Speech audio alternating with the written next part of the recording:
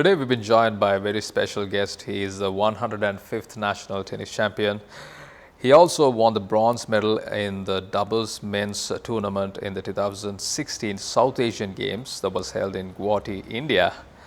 He is also a fine product of Anand College, Colombo, and he holds a degree in business management from the Colombo University. He is none other than Yashitha de Silva. Thank you very much, Yashitha, for accepting my invitation to feature on the show. Thank you for inviting me. First of all, congratulations on winning the 105th National Tennis Championship. How special was that win?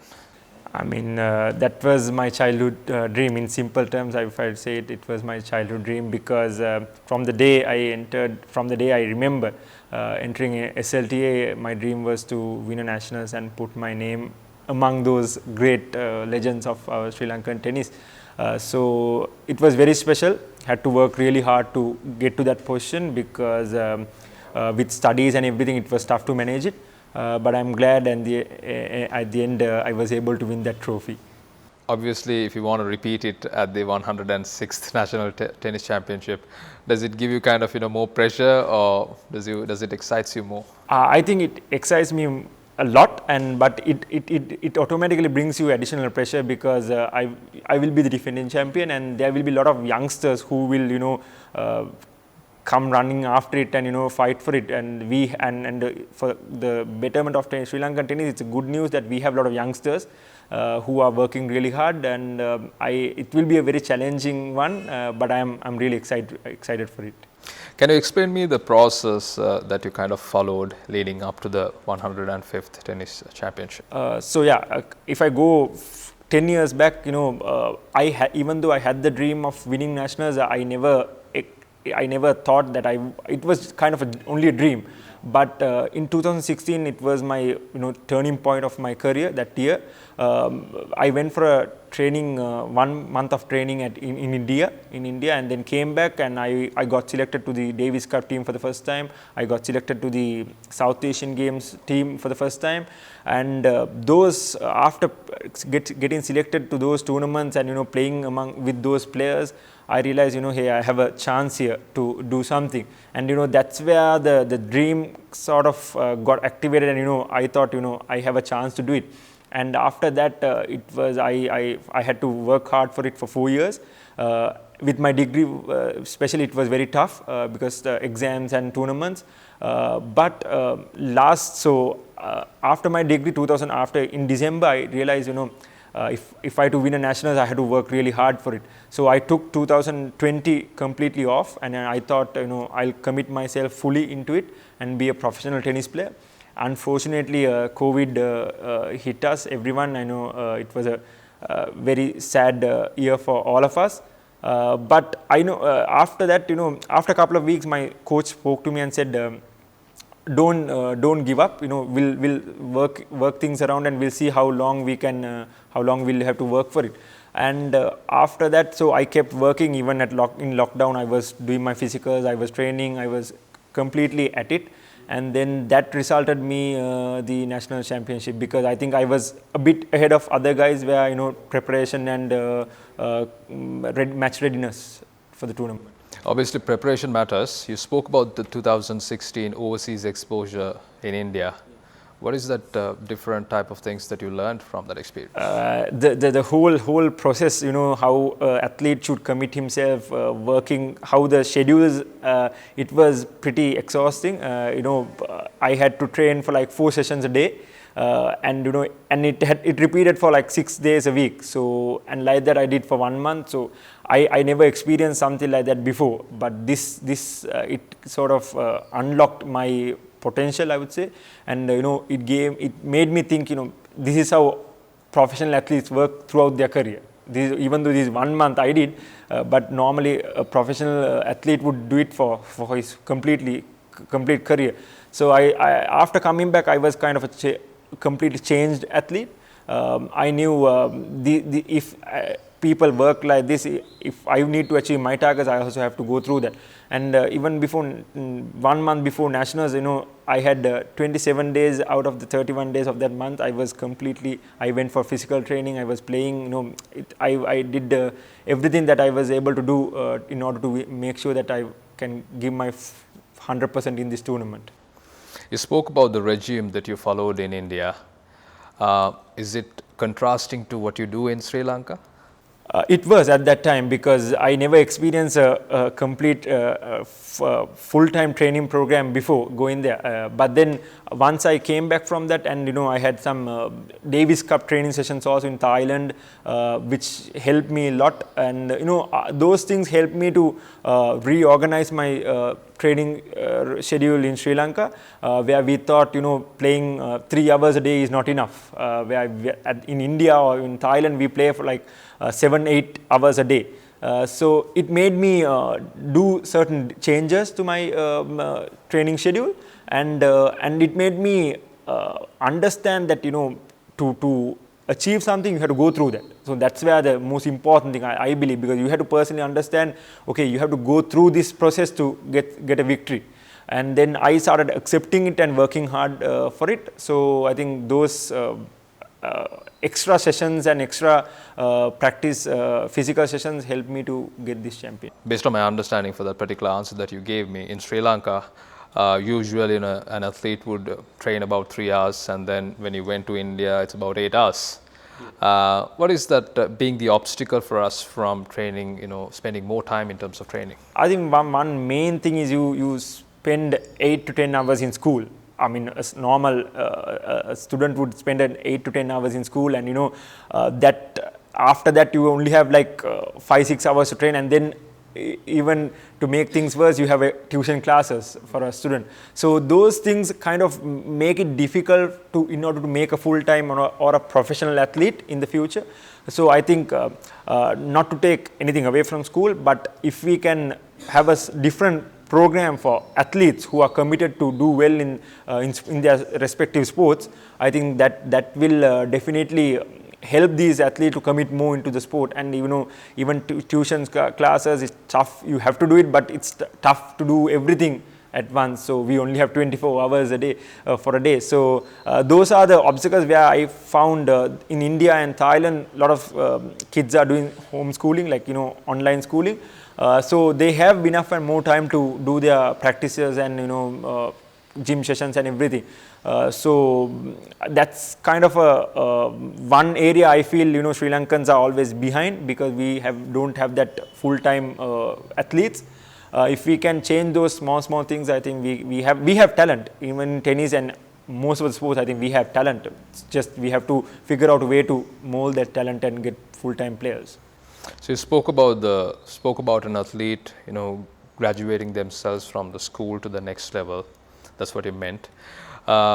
Being a professional tennis player, what are the challenges a professional tennis player in Sri Lanka would go through nowadays? One thing would be, financially being able to commit 4-5 years in a row in order to, until you get major results, to go through that process. Tennis, especially talking about it, it's not a very popular sport in Sri Lanka. So a lot of sponsors reluctant to sponsor players because of the popularity of the sport. And most of the players depend on their parents. They don't have an extra way of financial backing. So that is one area I think a professional tennis player would struggle, where you have to travel, because to be a professional tennis player, like to have an international ranking, you have to play those international tournaments. So to play those, you have to travel to different countries. So you need air tickets, you need accommodation, you need to get a coach. If you get a foreign coach, you have to pay him in dollars. So again, everything is sort of on a negative side for a tennis player. But we have had players who did that process, tried their best. But if we can find and give them a financial backing, I think these players would commit themselves to play tennis more than what it is right now. How many tennis tournaments do you play a year?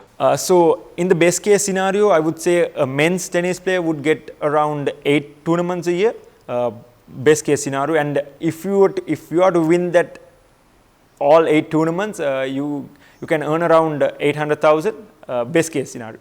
But for you to win all those tournaments, to be at that level, you might have to spend double that amount throughout that year. And this is like for your basic needs and everything, covering everything. So it's tough to, you can rely on your parents for a certain period of time, and then after that you have to decide, hey, whether I'm going to do this or I'm going to find something else to do. That's where I think we lose a lot of players after their 20s. In their 20s, when they get to their 20s, they slowly walk away from the sport because of this specific reason. So based on my understanding is you got to train for about 8 hours to 10 hours a day to become a professional athlete, based on the example that you provided from India. Now, based out of the tournaments that you play, and if you end up earning only 800,000 rupees, obviously it will not be able to cover the cost even. Exactly. I guess that's the main challenge that you're facing as professional tennis players in Sri Lanka. One main challenge, and then once you have a career, if you are planning to have a corporate career, sometimes you might be a bit late for it. Then you have to start again from the beginning, and then you might be earning very low amount if you go to a job. So again, those are the challenges I think tennis players would face. I think even others athletes would definitely face. So I think if we can come up with some plans, get players, certain jobs, or give them a monetary financial backing, I think players would be really happy to continue in their sport and do special things for the country. It's just you have to find, because people have to live their lives also, not just to play the sport. So if we can find that balance between that, I think a lot of athletes will be interested to do their sport. Based on my understanding, I guess you don't have a contract even with the association. So no, tennis players are not contracted. We don't have a contract, but we get paid for representing our country. That is for a certain, like a small period of time before the tournament, for practicing before tournament and playing the tournament. Other than that, we don't have a yearly contract or anything like that. Based on the answers that you provided to me, 800,000 approximately, best case scenario you get if you win a tournament. And obviously, if somebody is watching and if somebody is willing to sponsor an athlete, they know what is that figure that they should be investing in. But from a sponsor's standpoint, they would also expect the return on investment if they put money on some player. How confident are you, players like you? Now you are the national tennis champion. How much that you can give back to the sponsors? I think we have, talking about myself and the future, looking at the future of Sri Lankan tennis, I think we have a lot of talented players. The thing is, I think in tennis, the most important thing is to identify that talent early as possible, rather than wait until that person get to 20s or 25 or go beyond that. If you can identify that early and make them go through that whole circuit when they're 15, 16 years old, that exposure can bring a player to a different level, because that experience and playing with those international players will definitely change their levels. And the other thing is, I think as you said, if you ask results within 1 year, it might be difficult to provide results like that. But if we set mini goals, within 1 or 2 goals to achieve within 1 or 2 years, then maybe 4 or 5 years, I think if we go according to a plan like that, we definitely can give back to the sponsors, and even the sponsors will be thrilled over the results provided by the Sri Lankan players. Putting everything into perspective, who are the players in the current Sri Lanka tennis circuit at the young age who could get to that next level if they have been provided with the right support, based on your understanding? Fortunately there's a lot of players. Chatura Niravira is one, Tehan Vijayaman, Dilwan Lakuge, those Dilwan Herath, those are the ones who actually played the Junior Davis Cup last year. So very talented guys, still playing under 16. They have enough and more time to get to that level, and they are already playing at a decent level. So in the boys categories, those are few, and then in the girls category, we have Anjalika, we have Anika, and we have players like that who are willing to play full time and do the maximum for the country. Shifting my attention from all those questions, currently Sri Lanka is playing in the Group 3 of Davis Cup, and if you get yourself elevated from Group 3, then you get to Group 2, then Group 1, and then you could compete with the tennis players who are competing at the highest level. What is that stopping us from getting ourselves promoted to the next level? I think the number one factor is not having professional tennis players, because all the other countries, especially in the Asian countries also, they have players who are playing full time, the circuit, like traveling to different countries and playing. And then the disadvantage we have is that we don't have professional players who are just committed to play tennis. We have players who play tennis and do their other activities also. So that's where I feel like, the difference is, and especially when we are training for a tournament, we mostly train for like 1 or 2 months before the tournament and go for that tournament. But whereas for other players, it will be just a normal tournament where they will train throughout the year and they will just come and play Davis Cup. So that is the key difference, I feel. And I think the training process also has to be, it has to be at a certain standard rather than just training. It has to be made up according to a professional training schedule. So those few things, I think, are the ones which are holding us back to get into that level. But I think we have been playing in group 2, 3 on and off, where we are struggling to hold ourselves in group 2. But hopefully in the future we can get ourselves elevated to group 1 and compete with the good top players in the ATP ranking. Talking about tennis rankings, people have a clear understanding about, if you talk about cricket rankings, who are the top 10 batsmen in the world or something like that. When it comes to tennis, we've got couple of two types of tennis rankings: ATP Association of Tennis Professionals and the ITF, International Tennis Federation. But you would fall into the professionals category, is that right? What is your understanding about those rankings, and how one could improve, or how one could get to the next level? To get both rankings, you have to play international tournaments, which are organized under those specific professional bodies. But those can happen in Sri Lanka also, if Sri Lanka hosts 1 or 2 tournaments. ITF rankings, as you said, it's for the juniors who are below 18 years old. So if you play the foreign tournaments, and the tournaments which are organized by that specific body, if you play those, and if the more you go up in the tournament, more points you get. And then like that, according to those points, you get your rankings, and that's an international under 18 ranking. So you rank among all the players in the world. There is no category where for Asian or European players, it's the world rankings. Once you once you get past under 18, you have the ATP rankings. Still no age category for that. Any player can play those tournaments.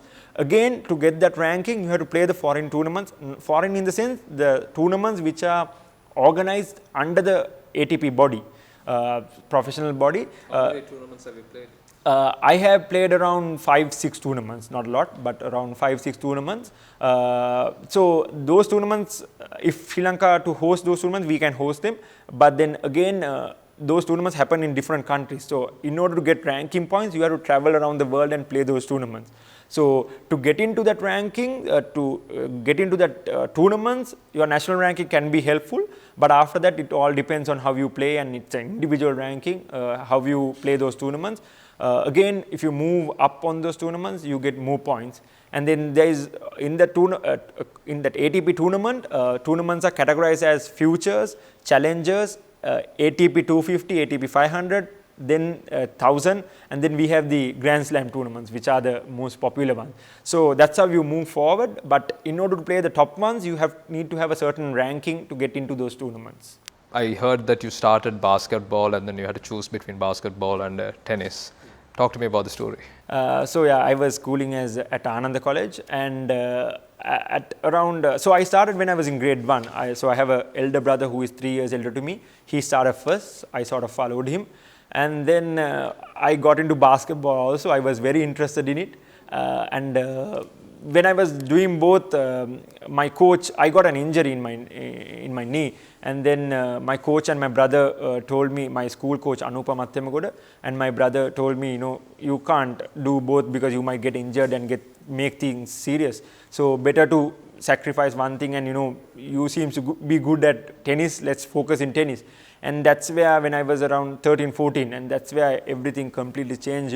I started going for private training with my coach Niranjan Kashetty. Up to this date, he is my coach. I have been with him for 10 years now. So once I went to him and started training, that's where everything changed. This was in 2009, and after 2 years, I was able to get into the Sri Lankan Junior Davis Cup team, and rest is history, and coming back to 2016 and going forward. So that was the whole story. You hold a degree from University of Colombo, and you are the national tennis champion. And both are two tough things, tough tasks basically. How did you manage academics and sports?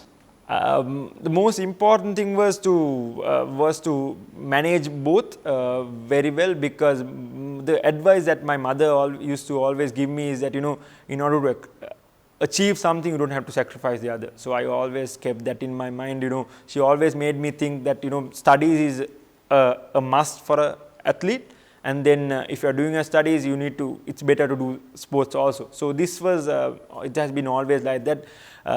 It was very tough, to be honest. There has been moments where I thought I can't do this, and better to stop one thing and to focus on the other. But fortunately, I was able to manage both and to come to this far. But the advice that I can give to all the youngsters is that don't make up your mind just to do one thing. The special ones always try to they manage things, and they achieve a lot of things, not in one career. So just keep focusing, and don't make that excuse thinking that you can only do one. So that's the advice I can give to all the youngsters. 105th national tennis champion.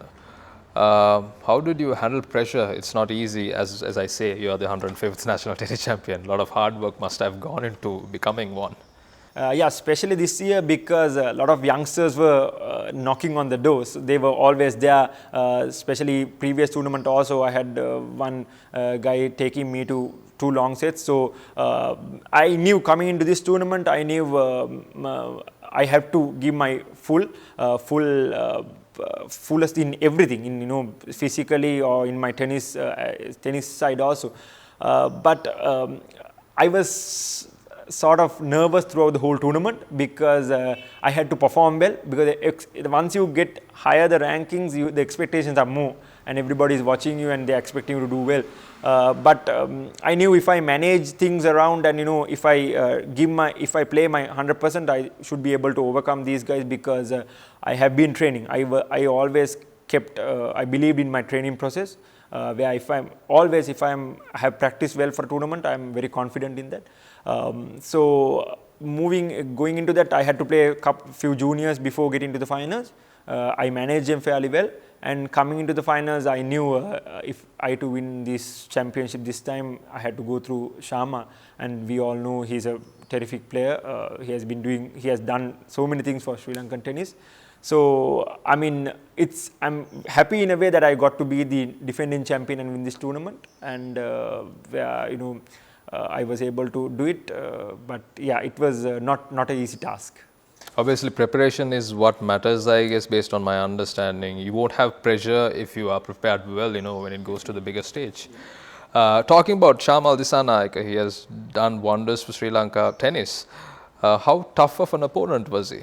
I think before this tournament, I have only beaten him in tournaments like very few times, couple of times maybe, but he has beaten me a lot. So I knew this was kind of my very important attempt where to win the nationals, because I knew I was coming with an year of full-time training, so I knew how to make the most of it.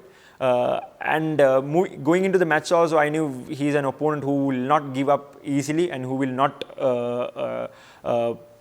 even on a bad day, he will just play well. So I had to manage things around. I had a certain game plan. Because I was fit, I was expecting to have a long match where I knew I would last longer than him. And we had a certain tactics to do in the match. So things worked fairly well for me. Even that match, I started a bit nervous, but moving into the set and moving into the match, I think I started playing well towards the end of the first set. So things worked well for me in that. If I ask you to name your greatest achievement in your tennis career, what would you say? I would say 2. nationals is there, but out of that, if I name two, one is winning the bronze medal at the South Asian Games and winning a Davis Cup match, especially against a very tough opponent against Thailand in 2018. Where everyone counted us out, and no one thought that we even win a set with those guys. Very strong team, but me and Shamal were able to win that doubles. So those are unforgettable moments in my career. So when it comes to Davis Cup at this point of time, Sri Lanka is ranked number 3. Next time is number 2. If a sponsor is watching, a potential sponsor is watching, and if they want you guys to commit to a certain period of time to get to the next level, what kind of an explanation would you give? I mean, first of all, I would like to say, we might have a very junior team now. We don't have very senior experienced players, but we might need a few years. Especially the main target would be to get to level, Group 2. Because even Group 3 has become very tough now with the Asian countries. So for us we need to set a target, within 2 years we'll definitely get to Group 2. And then from there only we need to assess things and to plan for Group 1, because just thinking that, we'll get to World Group today, I mean in about 3 years will not make things right. So we need to have small goals. So if we can have a plan and say, 2 years we'll work like this, we'll come up with a certain plan, and let's get to Group 2 in 2 years. I think that is very achievable. Definitely, if we commit well, we can achieve it. And I think with or without a sponsor, I think we all need to, because we are doing it for the country, we need to do it. And I think if the Sri Lankan, as a Sri Lankan tennis players, we need to come together and do that for Sri Lankan tennis.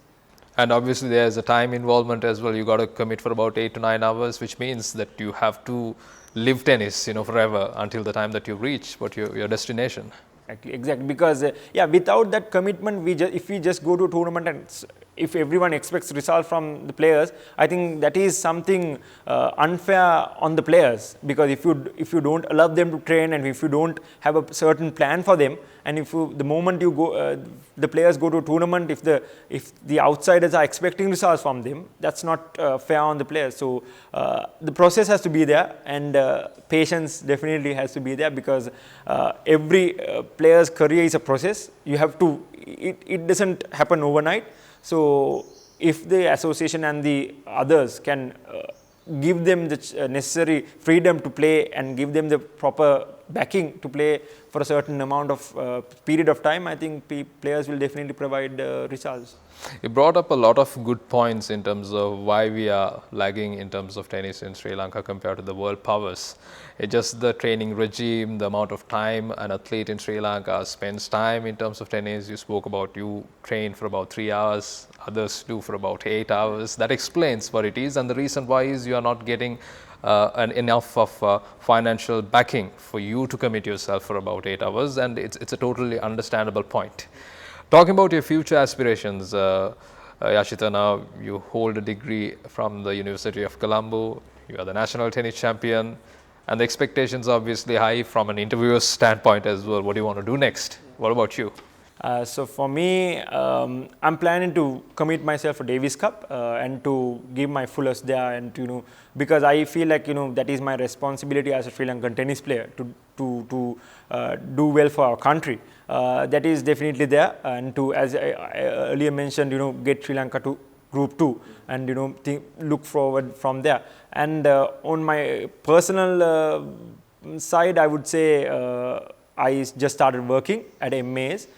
So to make a career there and move forward and how things work for me is my other personal goals in the upcoming years. Talking about many people must have helped you in terms of you get to this particular level. Obviously you spoke about your parents, spoke about your coach as well. Talk to me, in what way they helped you out. I mean, if I start with my coach, I think he completely changed me, because when I was 14, when I went to him, I was an unknown player. Nobody knew me, and I didn't even had a proper tournament win. Like, I never won a tournament before going to him. But the moment I went to him and, after seeing me, he said that, if you play properly, if you work hard, you can achieve good things. And at that time, those things were like, I didn't even understand those things. Playing for Sri Lanka, winning nationals, getting into Davis Cup team, those were goals which I didn't even dream of at that time. But he made me believe you can do those things if you train well. You have this certain level of talent, and just have to make your mind. So from there, so he completely changed me as a player, and he's kind of a mentor even outside tennis. He taught me a lot of good things, and my school coach Anupa Mattemagoda, as I said earlier, where I think he was the first one to identify my talent, and if not to him, I wouldn't have got to my private coach.